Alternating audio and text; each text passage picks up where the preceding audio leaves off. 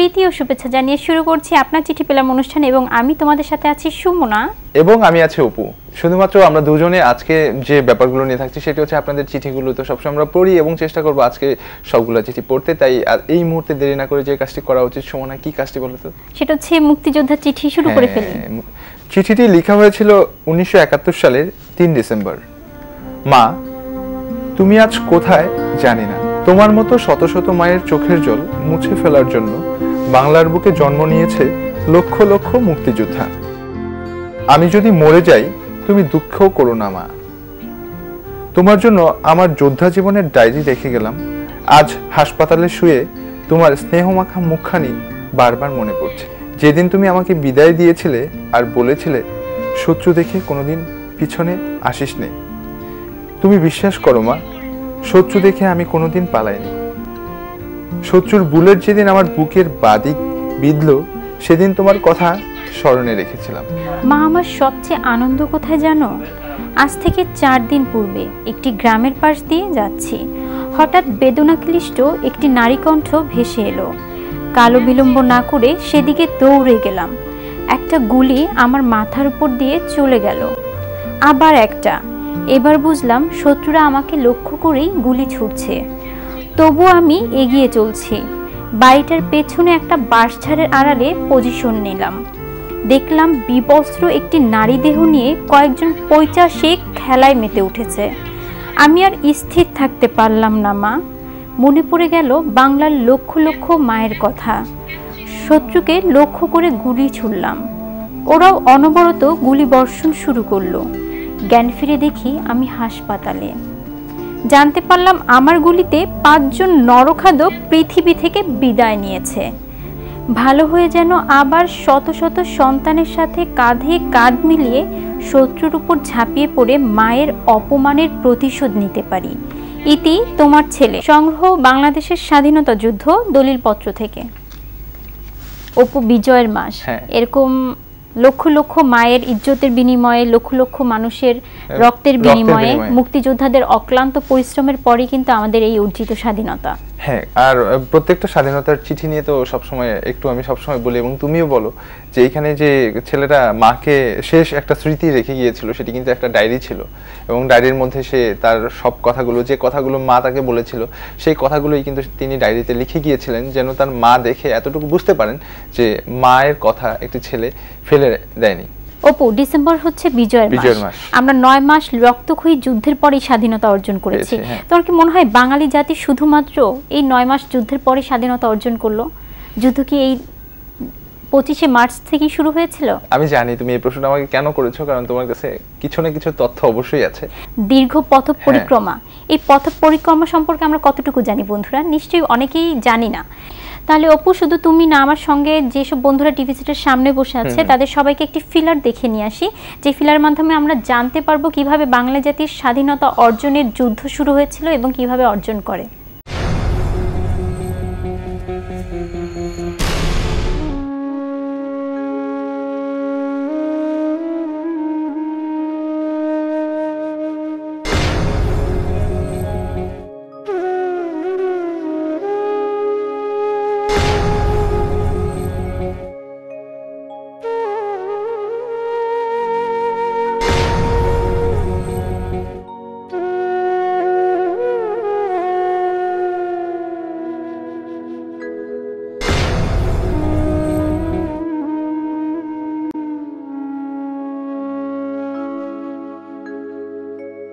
দাম দিয়ে কিনেছি বাংলা, কারোর দানে পাওয়া নয়। আমি দাম দিছি প্রাণ লক্ষ কোটি, জানা আছে জগৎময়। আমি দাম দিয়ে কিনেছি বাংলা।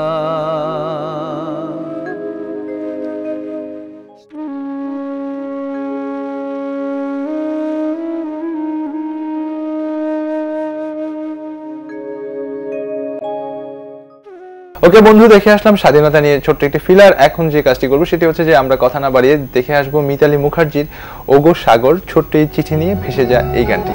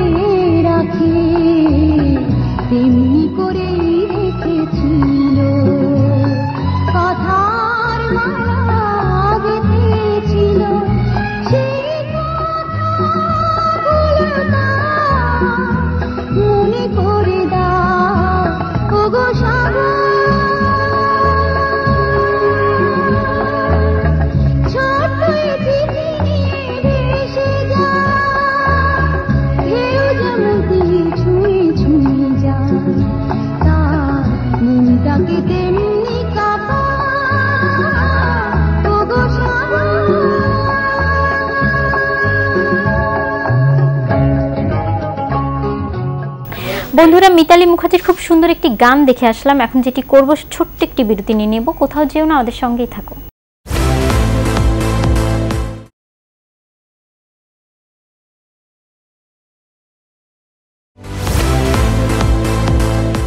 ওকে বন্ধুরা, সাথে আছো আপনার চিঠি পেলাম এবং আপনাদের সাথে আছি আমি অপু এবং আমি সুমনা।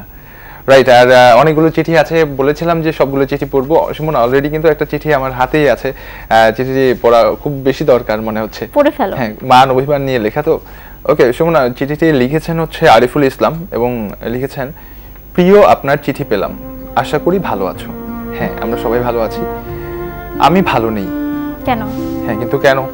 তাই আমার কিছু কথা আপনার চিঠি পেলাম অনুষ্ঠানের কাছে লিখে পাঠালাম, পড়লে খুব খুশি হব। তার মানে এখন খুশি থাকার কথা। যাই হোক, আমার প্রায় খুব কান্না পায়। শূন্যতা, পূর্ণতা, নির্ভরতা নাকি নিঃসঙ্গতার জন্য জানি না। শুধু বুঝতে পারছি বুকের ভেতর কোথায় যেন লুকোনো একটু জায়গা থেকে একদল অভিমান প্রচন্ড কান্না করে দু চোখ ফেটে বেরোতে চাইছে।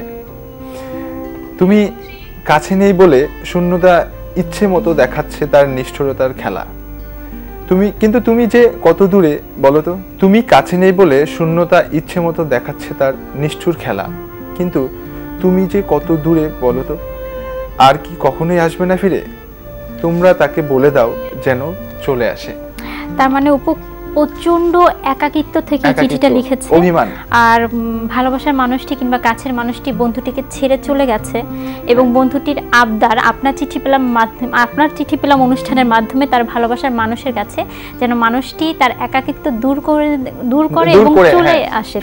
যাই হোক, যে বন্ধুটিকে উদ্দেশ্য করে চিঠিটি লিখেছেন আরিফুল ইসলাম, নাম তো জানি না। যদি সেই মানুষটি আমাদের সামনে থাকেন তাহলে অবশ্যই আমাদেরকে একটা চিঠি লিখে আপনার উত্তরটি পাঠিয়ে দিবেন আশা করছি, কিংবা আরিফুলের কাছে দ্রুত ফোন দিতে হবে কিংবা চলে যেতে হবে।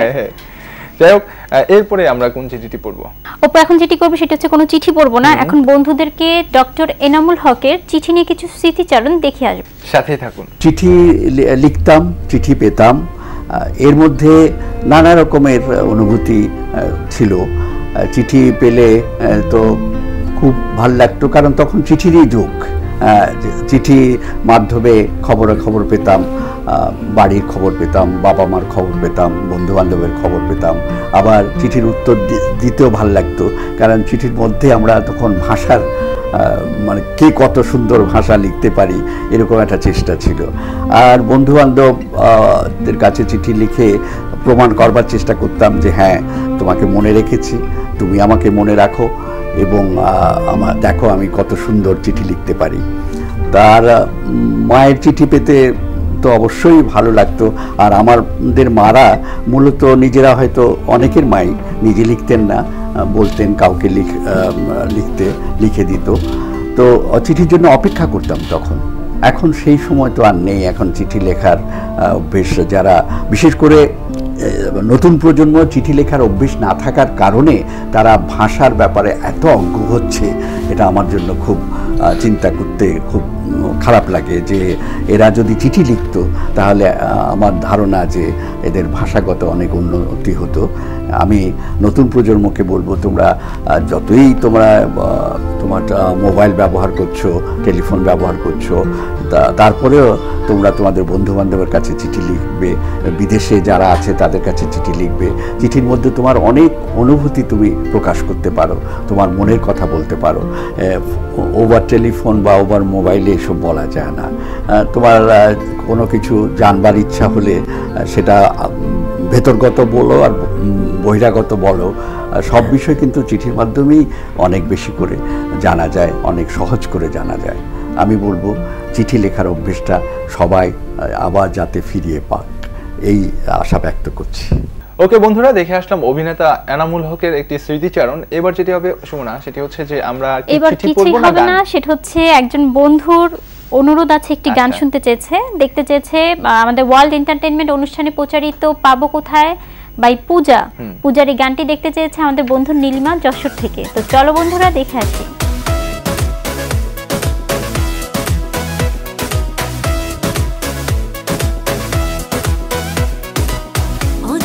ফাগুন নেমেছে শহরে, বাতাস বারণ শোনে না,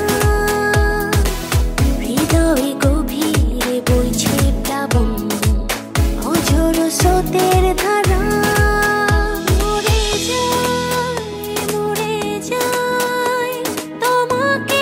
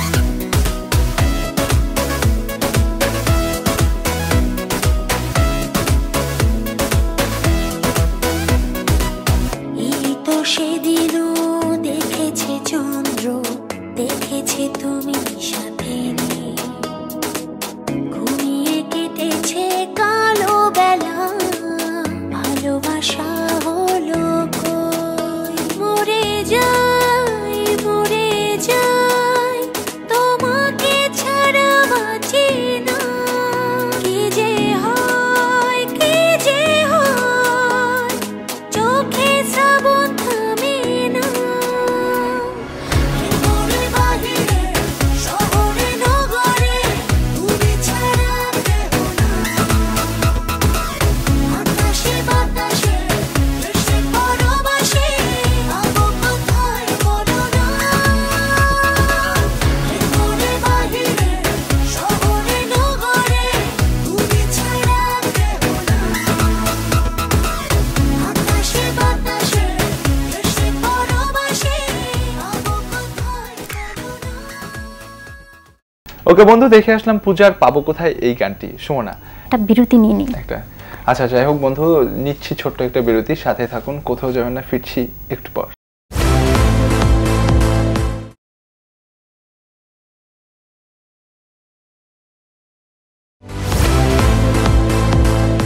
বন্ধুরা, আবারও ফিরে এলাম তোমাদের সামনে, তোমাদের চিঠি নিয়ে, তোমাদের গান নিয়ে, তোমাদের অনুরোধ নিয়ে, আপনার চিঠি পেলাম অনুষ্ঠান নিয়ে। আমি সুমনা। এখন এখন যেটা হচ্ছে কি, আমাদের এক বন্ধু জুবায়ের নাম, জুবায়ের, ও চিঠি লিখেছে, ও আমাদেরকে গান শোনাতে চায়। ও আমাদের সকল বন্ধুদেরকে গান শোনাতে চায়, কিন্তু স্টুডিওতে এসে গান শোনাতে চেয়েছিল, কিন্তু সেটা তো সম্ভব না। তো আমরা এক কাজ করি, টেলিফোনের গান শুনে নিই। চলো ডায়াল করা যাক।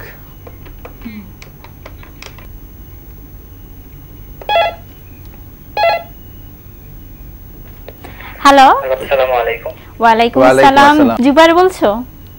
জি, আমি জুবায়ের বলছি, নওগাঁ থেকে। জুবায়ের, আমি আপনার চিঠি পেলাম অনুষ্ঠান থেকে সুমনা বলছি। তুমি আমাদেরকে গান শোনাতে চেয়েছিলে। হ্যাঁ, ভালো আছেন? জি ভালো আছি, তুমি ভালো আছো? এই তো আপু, আছি মোটামুটি ভালো। তো জুবায়ের, তোমার গান শুনতে চাই আমরা। জি আপু, অবশ্যই। আমরা কোন গানটি তবে শুনবো? আপু, আমরা মানে চিঠির মাধ্যমে অনুরোধ জানিয়েছি আমাদেরকে সুযোগ করে দেওয়ার জন্য, তবে সরাসরি আসতে পারলে আরো মনে হয় ভালো লাগতো। তো আমি আশা করব কর্তৃপক্ষ যেন আমাদেরকে সরাসরি এসে গান করার সুযোগ করে দেয়। আমরাও আমাদের কর্তৃপক্ষের সাথে শেয়ার করছি। তুমি যেটা বললে যে কর্তৃপক্ষ যেন সুযোগ করে দেয়, আমরা কর্তৃপক্ষের দৃষ্টি আকর্ষণ করছি, ইনশাআল্লাহ দেখা যাক কি হয়। তো এখন তোমার গান শুনতে চাই আমরা জুবায়ের কাছ থেকে কোন গানটি শুনবো জুবায়ের? জি, আমি তোমার আমার প্রিয় বাংলাদেশ, শ্রদ্ধা স্যার মনি খানের গাওয়া একটি গান।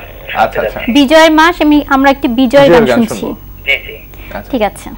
রক্তের লাল পথ পেরিয়ে একটি পতাকা এনেছি, রক্তের লাল পথ পেরিয়ে একটি পতাকা এনেছি, অনেক আশার স্বপ্ন প্রদীপ জ্বেলেছি। সে আমার দেশ, সে তোমার দেশ, তোমার আমার প্রিয় বাংলাদেশ, তোমার আমার প্রিয় বাংলাদেশ। ওই লাল সূর্য আনতে গিয়ে যাদের জীবন গেছে চলে, ফুল পাখি গান আর ভালোবাসা রইল তাদের তরে। ওই লাল সূর্য আনতে গিয়ে যাদের জীবন গেছে চলে, ফুল পাখি গান আর ভালোবাসা রইল তাদের তরে। লক্ষ প্রাণীর বিনিময় পাওয়া, লক্ষ প্রাণীর বিনিময় পাওয়া, সেই তো আমার দেশ, তোমার আমার প্রিয় বাংলাদেশ, তোমার আমার প্রিয় বাংলাদেশ। স্বপ্নের দেশটা গড়তে গিয়ে যারা দিয়ে গেল প্রাণ, এই পৃথিবীর বুকে তাদের স্মৃতি থাকবে চির অম্লান। স্বপ্নের দেশটা গড়তে গিয়ে যারা দিয়ে গেল প্রাণ, এই পৃথিবীর বুকে তাদের স্মৃতি থাকবে চির অম্লান। মায়ের মতোই প্রিয় যে মাটি, মায়ের মতোই প্রিয় যে মাটি, সেই তো আমার দেশ, তোমার আমার প্রিয় বাংলাদেশ, জুবায়ের, তোমাকে অনেক ধন্যবাদ, আমাদেরকে চিঠি লিখেছো এবং গান শুনিয়েছো সকল বন্ধুদের, সেই সাথে আমাদেরও। আশা করছি আরো চিঠি লিখবে। অবশ্যই অবশ্যই আপু, আমার প্রোগ্রামটা অনেক ভালো লাগে, আমি অনেক বড় ফ্যান এই প্রোগ্রামের, যার কারণে আমি রেগুলার প্রোগ্রামটা দেখি এবং অবশ্যই আবারও চিঠি লিখবো। অপু, জুবাইরের গান তো আমরা গান শুনলাম, অনেক সুন্দর গান গাইলো, আমাদের বন্ধুদেরও অনেক সুন্দর একটি গান শোনালো। এখন যে কথাটি বলতে চাই সেটি হচ্ছে যে আমাদের সময় খুবই কম এবং আমাদের চলে যাওয়ার সময় হয়েছে। জানি না সুমনা হয়তো বা কিছু একটু বলবে, তারপরে আমি সুমনা দুজনেই বিদায় নেব। সুমনা, কি বলতে চাও, বলে ফেলো। শুধুমাত্র বন্ধুদেরকে বলবো আমাদেরকে আরো বেশি বেশি চিঠি লিখো এবং তোমাদের মনের কথাগুলো আমাদের সাথে শেয়ার করো, আমাদেরকে অনুরোধ করো, এবং আমাদের অনুষ্ঠান সম্পর্কে যদি তোমাদের কোনো মতামত থাকে সেটিও আমাদেরকে চিঠি লিখে জানাও। চিঠি লিখতে হবে বরাবর প্রযোজক আপনার চিঠি পেলাম, মোহনা টেলিভিশন, মোহনা ভবন, 22 নং 8, রোড নং 4, সেক্টর 7, মিরপুর, ঢাকা 1216। যদি চান ইমেল করতে তাহলে যেটা করতে হবে, আপনার চিঠি পেলাম @gmail.com এ পাঠিয়ে দিতে হবে আপনার মেইলটি, এবং স্পেলিংটা বলে দিচ্ছি APNERCHITHIPELAM,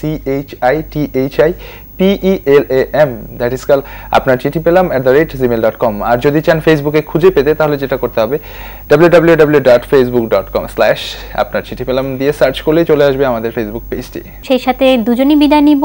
সবসময় থাকো মোহনার সাথে, সবসময় চোখ রাখো মোহনার পর্দায়। আল্লাহ আল্লাহ হাফেজ। হাফেজ।